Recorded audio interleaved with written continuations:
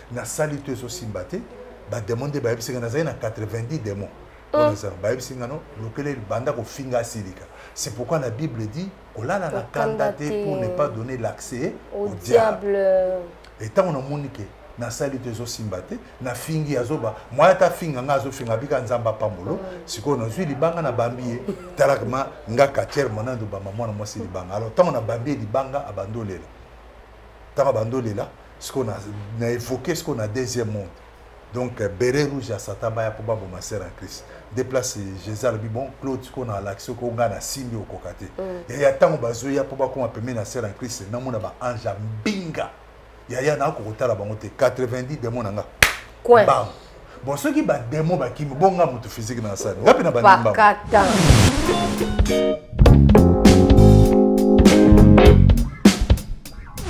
Pasteur Intel, ce que une église n'a pas petit criboy, c'est que ça m'a. Ça le quoi la net comme ça, Linda, Linda, Linda, oh nanyo azai koyemba.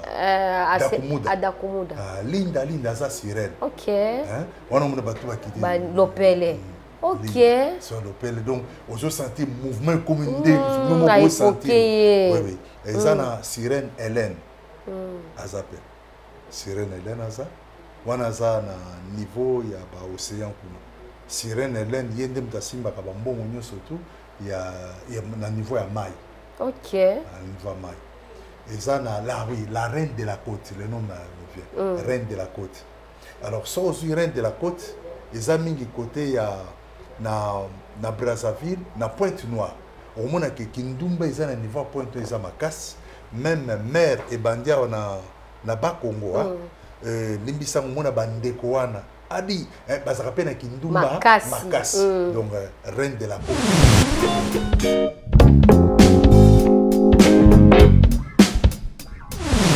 Alors j'étais étonné nga nazo basa ba mikonzi banani mais moi moi c'est 17 ans merci ma peine nga ça moi si pas na toité kaka poudre perle pepe na misu na tali on a ndenge ba zebula yo na terre parce que basi ba zebulo na ndenge ba zebula yo obanda ko mona nini. Dans ça, mon chrétien, mon aîné, moto zingaye, ba ange, bazana simane, ba batela. Ba ange, on a ce que ba qui maraso, ba nivi et kobo. Ok. Dozo me la mama sande batika à distance. Ya mon inganta qui est passé, na pe na bangaka, na lia batu, donc na pe soki, na tamusa mbiente. Ba lianga.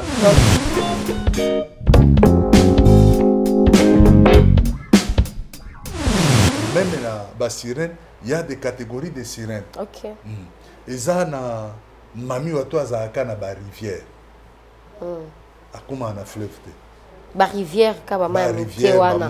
Ok. Et ça pe na mami wata ou azaka na fleuve. Souvent on appelle sirène. Mais ce qui mami wata akomi sko na mer. Akomi na mer, wana akomi na appellation mususu. Kombo ekini. Donc, bazaka niveau par niveau, ba mataka, bazana ba niveau, ya ko atteindre ba grade, ce que tolongolo na rivière, to tinyo na fleuve, tolongolo na fleuve, to tinyo na océan. Ote, baz balongola rate yo tikali ka na niveau o ya tikali pe na niveau Neptune, wana za na océan Pacifique. Okay. Chef na bango nyoso. Moni balbi dieu des eaux.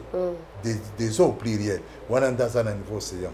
Alors mami wata azana ba rivière, mami wata za pe na fleuve. Mais ce comme na mer. Wana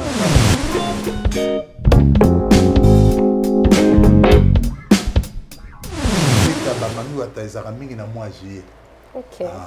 Donc Neptune daza présent à mai. Parce qu'en dessous na eza no ba bengi pe ba monstre ya mai baza. Na ba monstre ya mai tozane. Maison Kati eza ya bana ya Congo. Maison Kati eza ya bana ya Congo. Maison Katido eza ya bana ya Congo do. Maison Katido eza ya bana ya Congo do. Tozana ba projet belé eza nango naturel.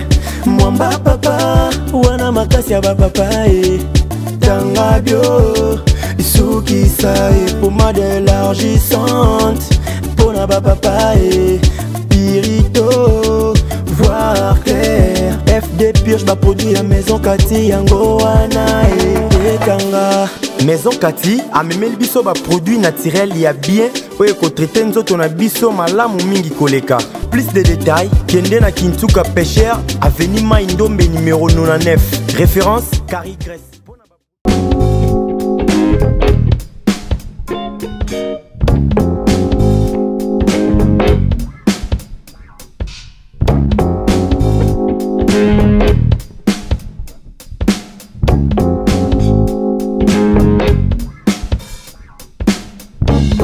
Shalom peuple de Dieu de partout là où vous êtes en train de nous suivre dans notre chaîne Nation Puissante, là où il y a toujours la puissance de Dieu, c'est là où il y a plusieurs combats, mais c'est Dieu qui règne toujours.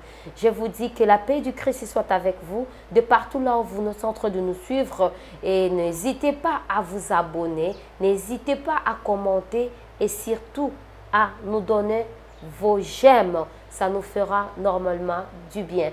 Et là, je ne suis pas ciel aujourd'hui. Ceux qui n'ont pas souvent, qui n'ont shalom, c'est qui n'ont pas casquette nanga, yabonzambe. Je ne suis pas celle dans notre plateau. Nous allons plusieurs choses à partager. Nous avons un témoignage très édifiant par l'homme de Dieu que je suis avec lui sur notre plateau aujourd'hui. Nous allons partager plusieurs choses. Et là, je vais demander la couverture et la protection de notre Dieu sur tous nos fans, surtout nos abonnés qui nous suivent et surtout na batunyo so oyo bako partager vidéo oyo na syndicat ka protection par le sang de Jésus-Christ na batunyo so oyo diable akolinga ko profiter ko kota na sima ya témoignage oyo. Rien, c'est pour édifier des enfants de Dieu ko fungola ba o mususu bazana kati ya ignorance baeba oyo nini eza ko s'est passé na kati ya monde zabiso. Et si je suis d'accord avec notre réalisateur derrière notre caméra afungola biso na ibana ko yamba papa biso tozane na kati ya plateau. Bonjour papa. Bonjour maman journaliste. Tu es la bienvenue sur notre plateau. Merci beaucoup. Vous pouvez vous présenter? Oui, c'est le pasteur Claude Mwamba de l'église Coupe de Délivrance dans la commune de Lemba. Ok, merci beaucoup. J'espère que Boyoki aza pasteur Mwamba, aza l'église naye na kati ya Lemba. Pasteur Nabiso azalaki mutu ya monde molili, azalaki na kati ya ba magie, ba sorcellerie, tout là. Aza na connaissance ebele par rapport ya monde to bengaka invisible, monde ba palelium, ba monde astral, ba monde batu o ya monde wana bayebi. Mais lelo nzamba bengi afungolela bana nzambe pe atatola a expliquer babiloko mosusu o batu ba ignoraka elongo par l'orientation du Saint-Esprit. Toko simba na domaine ya monde ya mai. Il va nous expliquer plusieurs pasteurs mon ministère na simba mina mai. Somba mulangi ya mai salaboye eza démon nini a orientaka église wana oyo asalelaka mai. Bon, en fait, toko déterminé que nous, koloba d'emblée que Moutounzamba ko révélé le comment c'est la mai, mais comme habitude. Ce que comme habitude doit aller comme mabe. Et puis, tous obligés qu'il faut utiliser kaka mai. Bible les vrais adorateurs de le Père en esprit et en vérité. Donc tous en a besoin parce qu'il y a la présence du Saint-Esprit.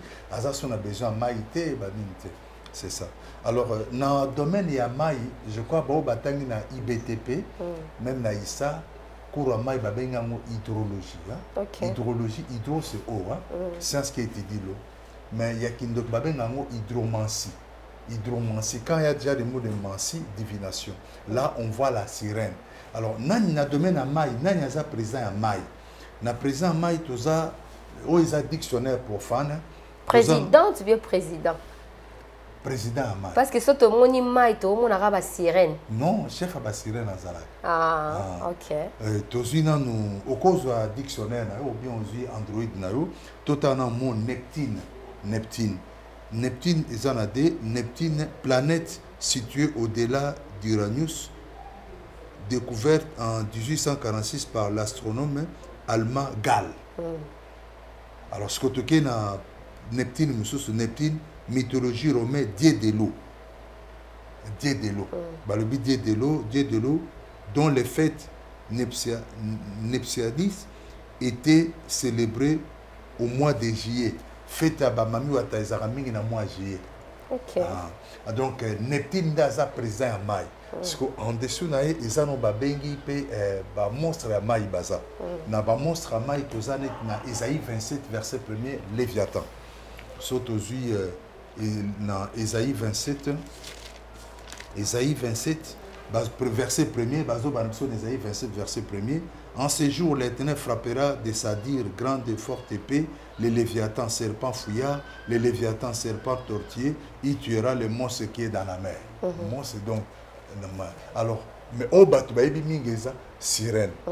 Même dans la sirène, il y a des catégories de sirènes. Ok. Et ça, na mami wa toi za na ba rivière. Akuma na fleuve.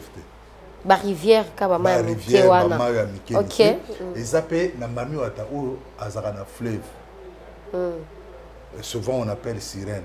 Mais ce qui mami wata a commis na mer. A commis na mer, on a commis une appellation mususu. Kombo ekimi. Donc bazaka niveau par niveau ba mataka, bazana ba niveau ya ko atteindre ba grade, parce que tolongolo na rivière, totinyo na fleuve, tolongolo na fleuve, totinyo na océan.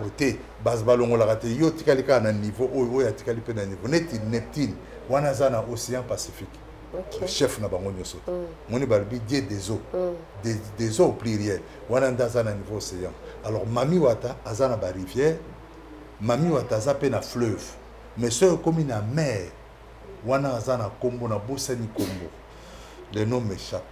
Ouais azana niveau ya mer, le nom m'échappe. Mais non, mais chapitre comme équipe. Donc, bazar na ba catégorie. Maintenant, le pasteur, on a un musicien, on a un musicien tel, pasteur tel. Ce qui est église, na a petit criboé. C'est que ça m'a. Et ça, le quoi la net comme ça, Linda. Oh, nanyo azai koyemba. Adakumuda. Linda, ça sirène. Ok. On a mon bateau qui dit. L'opélé. Ok.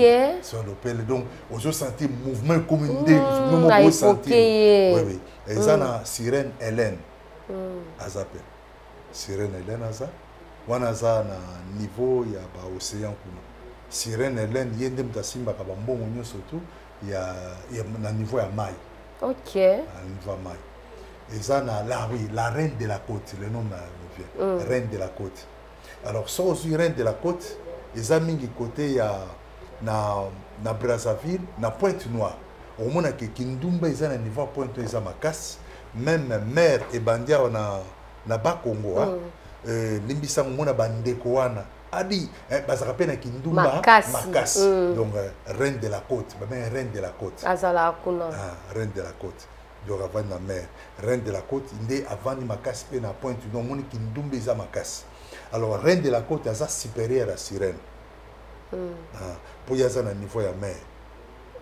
Alors, kala, vous avez comment on attend que vous avez na mboka Zaïre, ezaki na sardine moko, baza dessiné mami wata.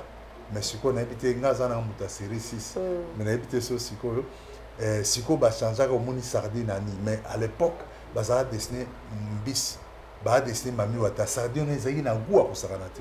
Donc la reine de la côte yoa. Il y a pas bon maka série. Ils appellent la reine au Babengi Vénus, dieu de beauté. Vénus, dieu de beauté. Ils appellent sirène. Vénus, on dirait que ça raconte un hôtel Morawa, non? Hôtel Vénus, oui. Tinga na habité nga na ipso kaka Vénus, toujours dictionnaire. Toujours dictionnaire. Pour nga qui n'a pas preuve à l'appui, hein. Ok. Toujours V, lettre V.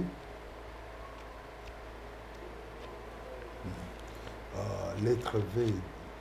Nous comment me lettre V, faisant la lettre V, Vénus, il y a un dictionnaire, Vénus, mythologie romaine, déesse de l'amour et de la beauté. Et puis surtout aussi Vénus a mis la planète du système solaire. Pour la bonne nos questions, c'était alors qui dit Vénus, la planète du système solaire, Vénus est déesse de la beauté. D'ailleurs, c'est sirène.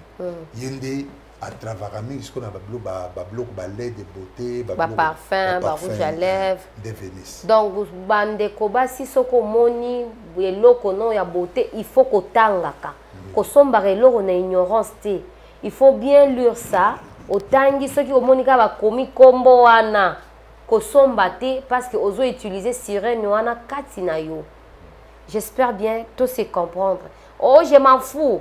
Nga na yebi na nga ete mais ya yebi o tango sombi ye o appliquer a osala ba effet mibale ebele ozozwa mbongo mais suite na yo nzambe nde ayebi.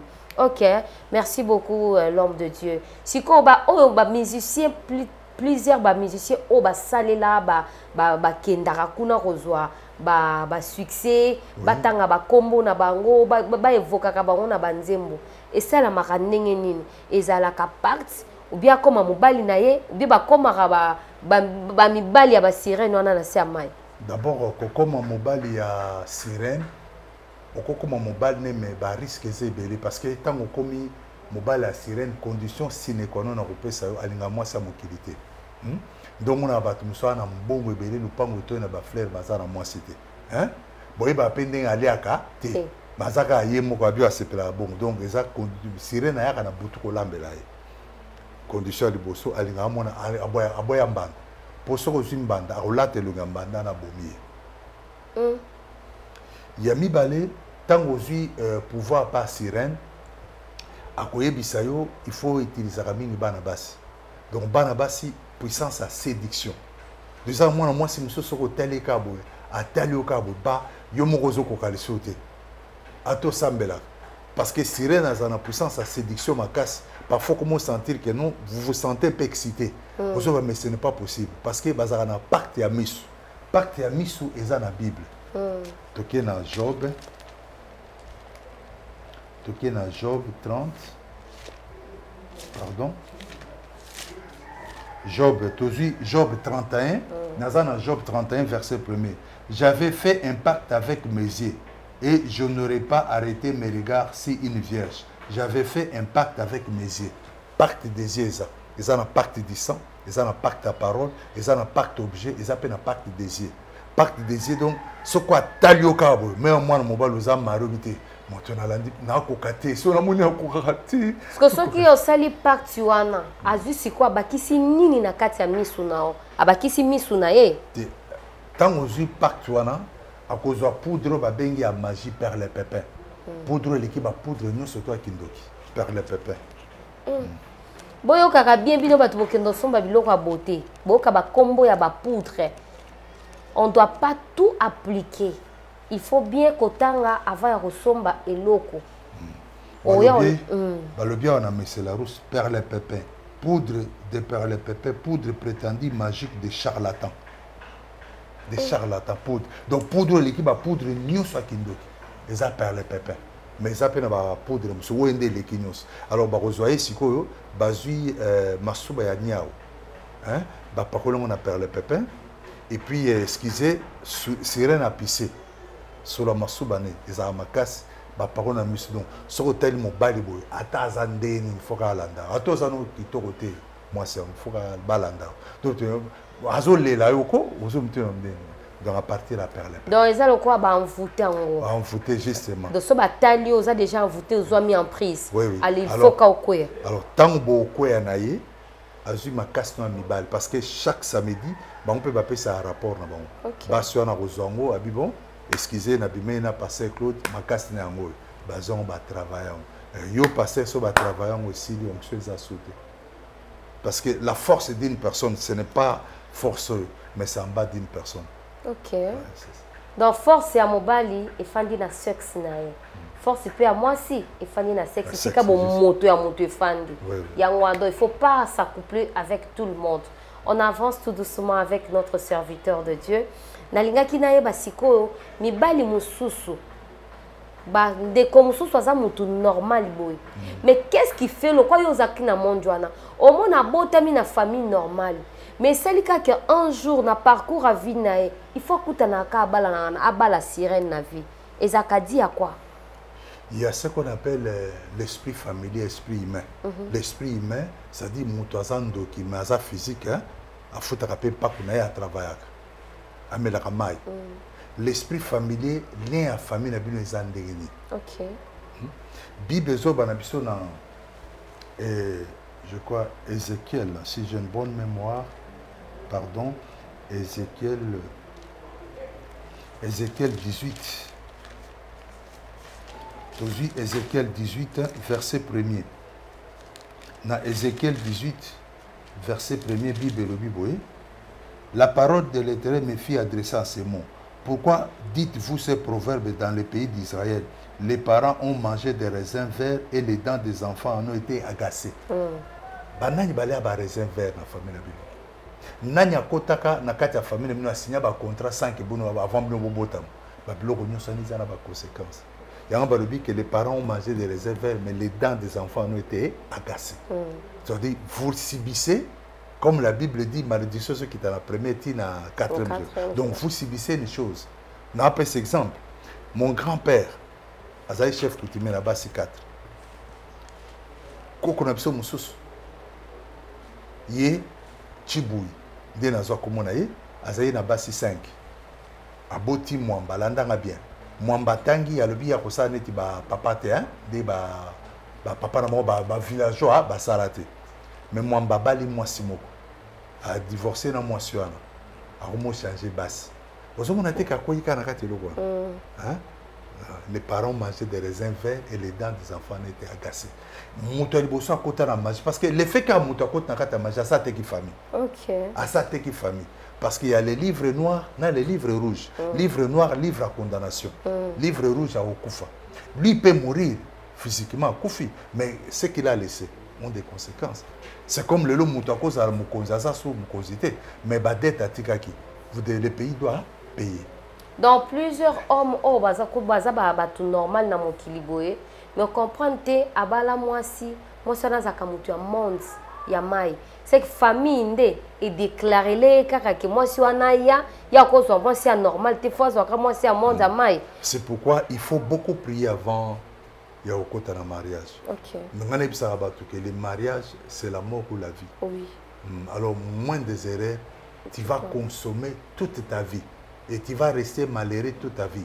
Et ça parce que les diables n'aiment pas le mariage. Parce que dans le mariage, les serviteurs de Dieu vont sortir. Dans le mariage, le président va revenir. Dans le mariage, les gens aussi qui vont changer le monde. Ok.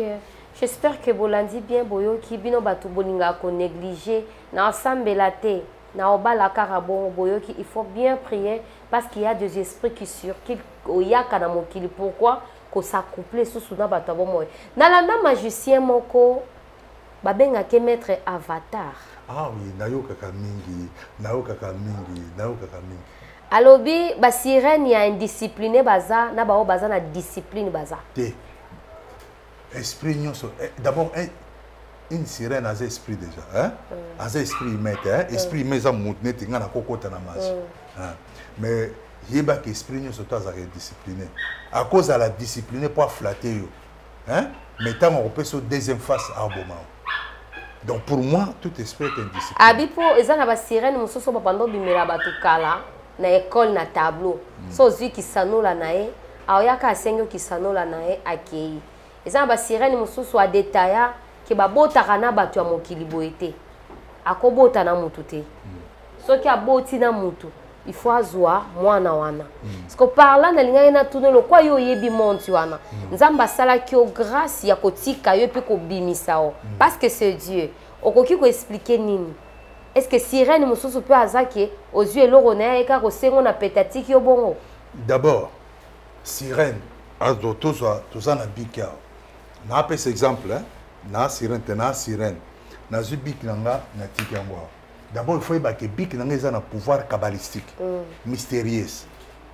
Ils ont une domination. Tant que vous avez Bik, aux gens qui ont commis là, la bienté. Parce qu'ils ont un pouvoir, ils ont une autorité. Il y a l'autorité qui vient de Dieu, il y a aussi l'autorité qui vient du diable. Mais aider peut-être à répondre bien. Alors, le fait que aussi mélo qu'on a eu, aux yeux il y a des conséquences. Surtout si on semble à ta kobomayo. A kutu sirène na puissance a bomo na calme au baé ba kutu sa kinité. Pose en attente ça va tenir na le côté que le mo boye hein aux en attente. C'est ça. Donc yeba que le connaît en pouvoir. Nganga kutu so ko tanda kwa na mozu ata et le mo na mesa na ye. Hein akoye biso est-ce que simbi le ko ate hein na tiko na chambre abimi ma ebiso simba ke le ko aibinde. Mais ce que ce que tu dis aussi magio wangani L'état est mort. Au vivre, tu es libre.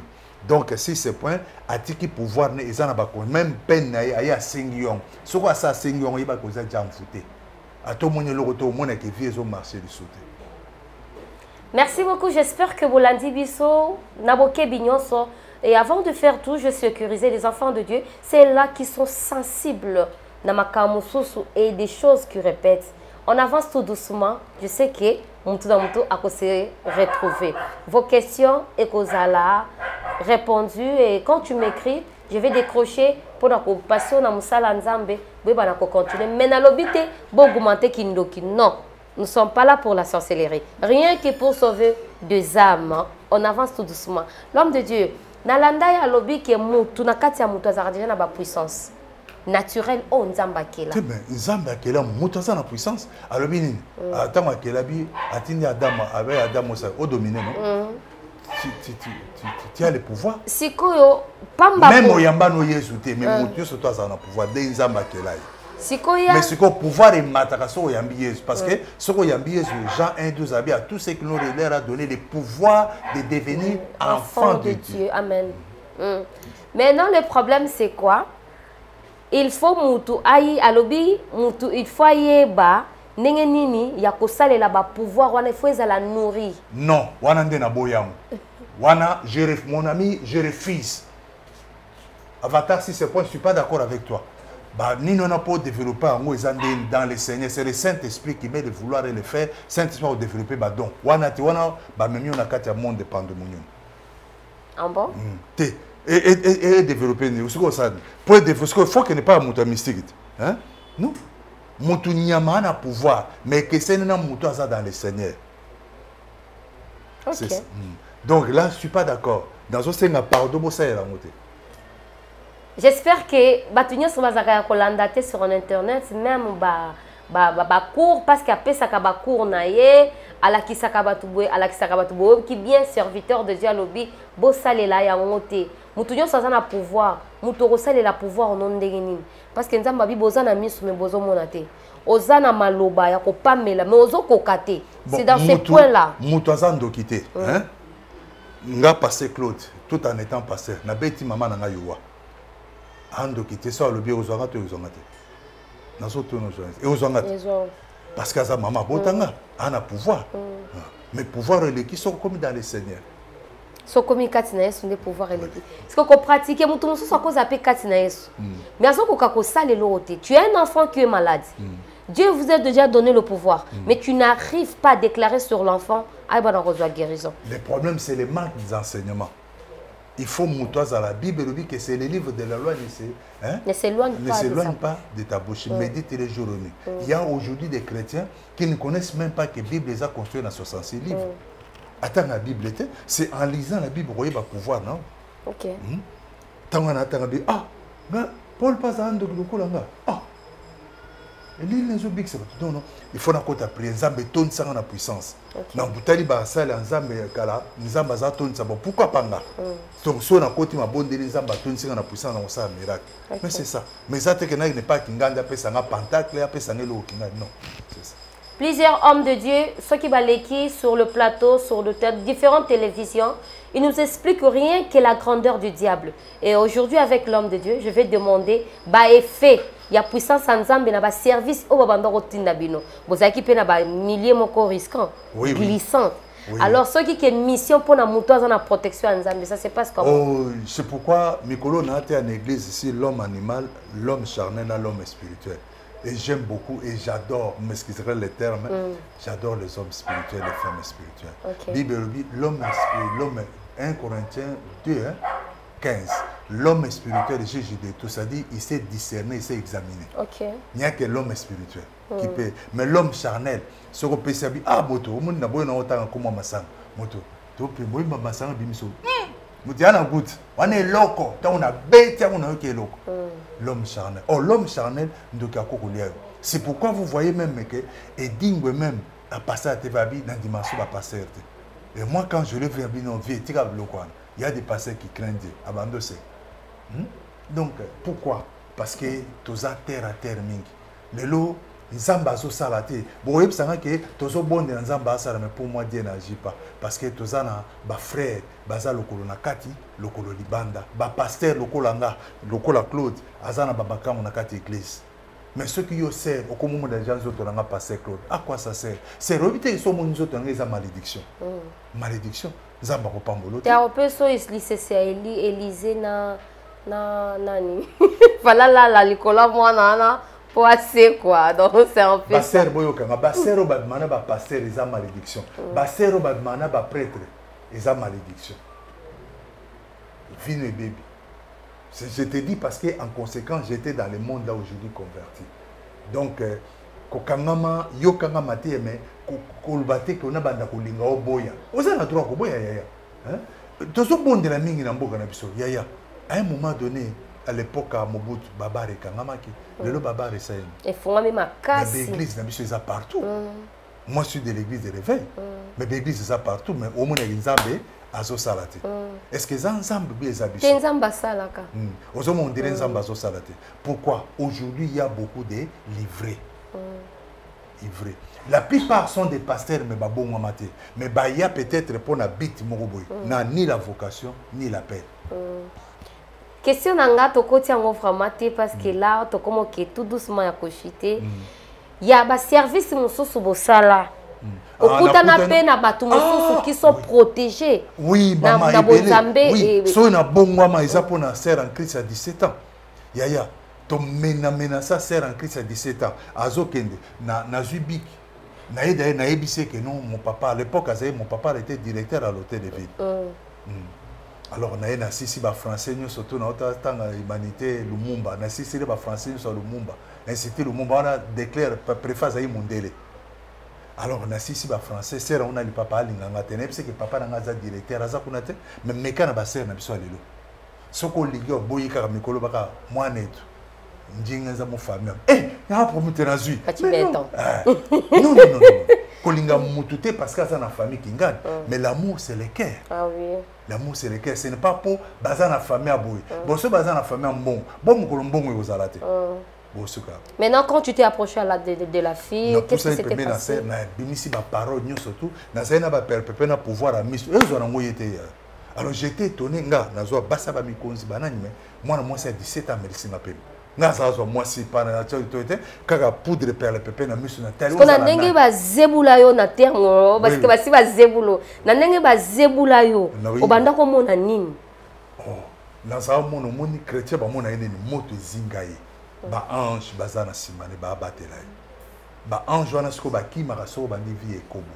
OK dozo mela ba masande batika à distance ya moni nganta ke passer na pe na bangaka na lia batu nga pe soki na tambusa bien te ba lenga donc lorsque banda ko mona kazingami nyo na sali tout siko esali nini na zubik na bambie tant on mona que muto aza vraiment chrétien spirituel à bord de la mingi ce que faut le qu'il les sumu yanko faut ko finga la bandi ko finga serwana vous avez vilain noa qui to côté et longi lokola crocodile ser en Christ abi nzamba pambola a pambolo lisusu alobi nzamba pambola mais sans caïba que j'étais sorcier parce que na psychologie na tangaki na pédagogie na cadre d'anti na za calme même tilo na za nga calme na za nga calme alors siko na sali tout ma sœur simbate ndesiko ta na monique zo simbate to bandi na éternel salemba to ke netifié na za na simane na epsi na bala mais ko bala ngo comme ya force or na za na ndena baby sa grâce au na na kati na détruit pour na détruit pebele na sali to zo simbate ba demander ba epsi na za na 90 démons on ça ba epsi ngano lokele banda ko finga silika c'est pourquoi la Bible dit kolala na candidaté pour ne pas donner l'accès au diable et tant on a moniqué na sali to zo simbate na fingi azoba moi ta finga nga zo finga bika nzamba pambolo siko na zui libanga na bambie talakma nga katier monando ba maman na mwasi libanga alors tant on a bambie libanga abandolela tant abandolela siko na évoquer ce qu'on a deuxième monde donc béret rouge à sataba ya poba bo ma sœur en Christ déplace Jésus le bon Claude qu'on a l'action qu'on gagne à simbi au kokate et ya tant bazo ya poba ko appeler na sœur en Christ na mona ba anja binga ya na ko kotala bango te 90 démons nga coin bon ceux qui ba démon ba ki bonga moto physique na ça ngapi na banimba mais avant na ki mana senga ki comme na pesaki ya wana zo senga ko pesa même mwana mbali kombote